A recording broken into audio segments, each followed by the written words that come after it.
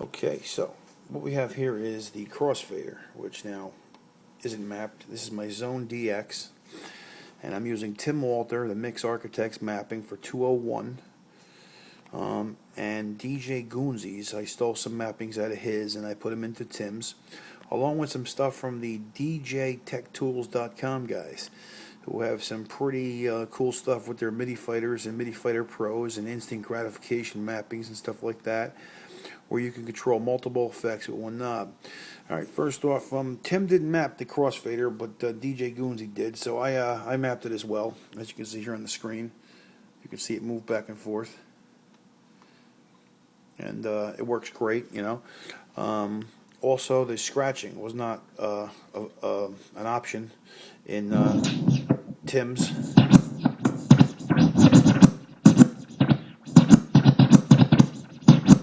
Not the greatest for scratching, you know, because it's such a small wheel. But anyway, when the song is playing, if you push down on the pitch rotary encoder, you can then grab the wheel and start scratching. You can let go of the encoder and then work the crossfader, which is a pretty neat concept. I like a lot.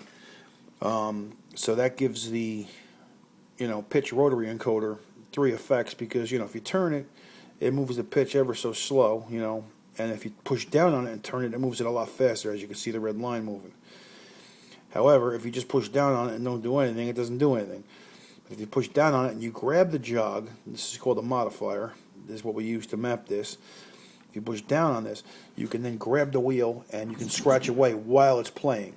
See, when it's not playing, you were able to scratch, which I guess you can probably get the same effect as if you were to hit pause, scratch a little bit, and then hit play again.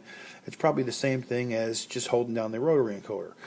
But it wasn't mapped like that, so I changed the mapping.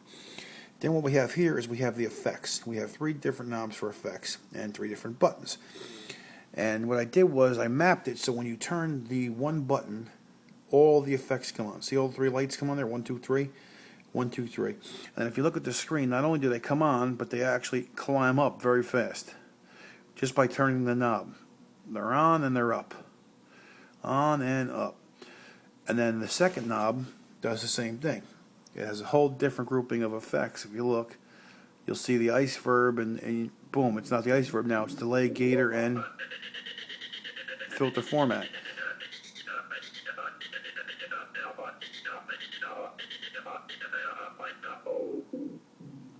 And off.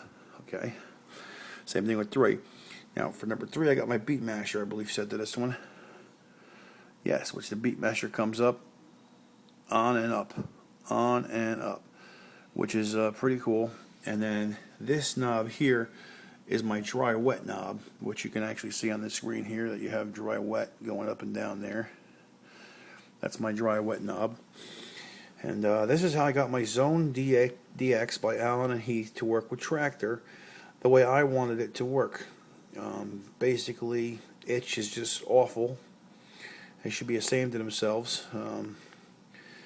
Serato, instead of coming out with like Itch 3.0, they decided to come out with DJ Intro, which is like half of what Itch was, which is garbage in the first place, for a cheap $100 controller. So those of you who own the Xone DX, which is just an awesome machine, the highest of quality, the best knobs, you would want the best software, and you'd probably want to use Traktor with it. So this works for TP201, and that's what I'm using, and I love it. It's great. Thanks. If you want to like it, go ahead and like it. You can check me out, DJ AM Smith, at SoundCloud. You'll see a big purple Superman icon. That's me.